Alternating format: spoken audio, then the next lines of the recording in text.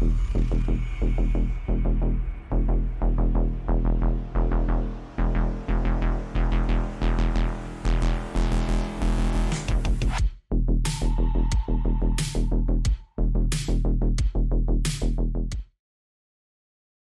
aboard, passengers. Mega Sim here. Yes, I am here. How are we doing? So, news article, Train Sim World 2 Rush Hour. Creating passengers. Should we get straight into it? That's me personally, no.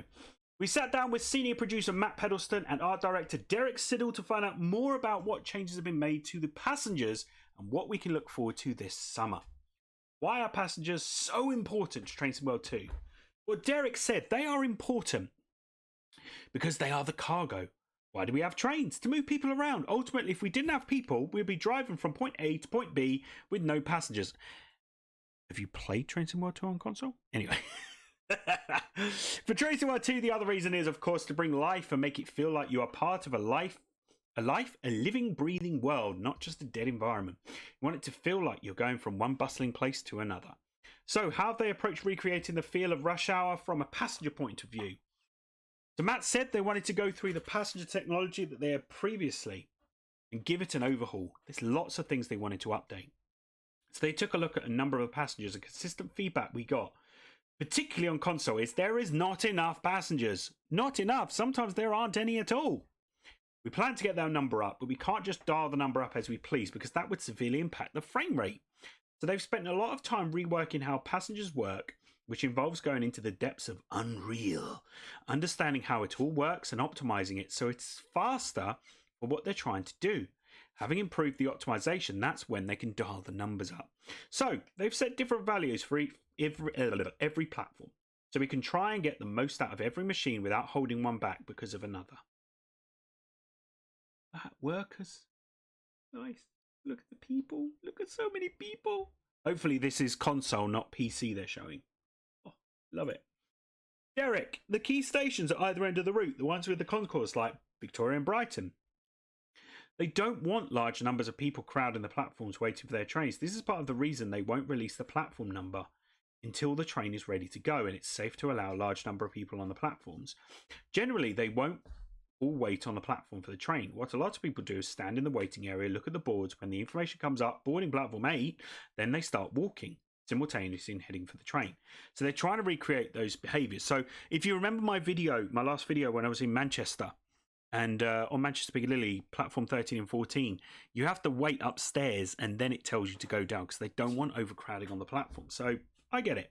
So they've tried to use the number of passengers that they can use without creating performance issues in a sensible way to make it look as full as possible and not waste valuable characters in places where they won't be noticed. We also looked at behaviours of passengers when they spawn in. How long does it take for them to get to the platform? So on some routes you find you come into the platform, it's empty when you leave. It's still empty. What happens is, had you stayed around the platform for another 30 seconds, the passengers would have then started arriving. That's because they started spawning at some distance and they were walking down the corridors to get to the platform, which isn't very good. So the idea was to create that sense of life. So if you're walking down the platform, you wouldn't just see passengers popping into existence.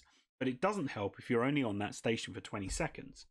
So Rush Hour, they've pre-populated the platforms with passengers. So when you turn up, they should already be there waiting. So they really thought about how they set out the volumes on the platforms. Passengers used to cluster together like cubes, but they've changed it now so they're more spread out and it feels more natural. So will there be any changes to how passengers move? So the passengers used to sort of float up the stairs. In NavMesh, the ramp is just diagonal, as if it has steps. In reality, they would just do the walking animation whilst floating. But they've also adjusted some parameters that mean passengers on platforms should now walk in a more natural fashion than an exact shortest path line to their target point. So they've been able to switch them to a step walking animation now. The difference is noticeable when you look at the heads. Before you would see a row of heads like they were on an escalator, whereas now all the heads bob up and down as they go up the stairs. So it's subtle, but it makes a big difference to how it looks. So that would be cool, watching them go down the stairs and not float and actually go down. Will there be any notable difference between the regular time of day and the peak time of day? Well, that has actually always been there, but it's difficult to see because of the lower volumes of passengers. Well, this is called rush hour. If you're on console, you add a limit of 20 passengers. The difference between times of day is barely noticeable, particularly if you have the spread of passengers across multiple platforms. But by increasing the numbers, the difference between peak and off-peak does become more readily apparent. Each of the stations has its own spawn density curve. So one station, rush hour, there'll be 10 people on the platform, and on another station, there might be 200 people. The system has quite a lot of flexibility, and they're finally able to leverage it because they can get the raw number limits much higher. Also able to put more passengers on the trains themselves, which means you'll see a bigger impact when a train pulls into the station and a sea of people get off. So what has been done to change the visual appearance? So I like that. I like having more passengers on the trains because sometimes I'm on a console and I've got nobody on board. It's weird. So what's been done to change the appearance? Well, there are a number of things that have changed. One of the first things is to add the height factor. The skeleton can be 5% bigger or 5% smaller, so we don't have a flat line of heads all at the same height.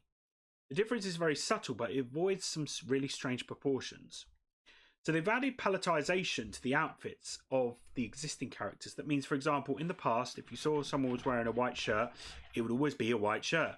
So what they've done now is... Oi, stop it, Ted. They've been able to create the shirt in any colour. So if they're wearing a tie, they can also change that colour. This can create some interesting combinations. As you can imagine, we've had some fun with that. Yeah, it looks good. I like it. One of the issues we've been trying to combat is that you've seen this twin person many times. There's a random hairstyle they'll wear, but also what clothes they'll be wearing. So now, if you do see someone in the same style of clothes, it'll be a different colour. They've introduced another layer which includes a pattern, which means if someone was wearing a pink shirt previously, they could now be wearing a pink checkered shirt or a pinstripe shirt. This one outfit now has many different colours and many different patterns. Also adding extra outfits to the scenes, 4 masculine outfits, 4 feminine outfits, 2 for lower temperatures, 2 for warmer temperatures. So below a certain temperature, roughly 12 degrees, they'll be wearing winter. Between 12 to 18, they'll have a mix. And above 18, they'll have warmer weather. Nice, I like it. Look at that. Oh, look at that coat. I like that coat. It looks like an Adidas logo there, doesn't it? From a distance, look.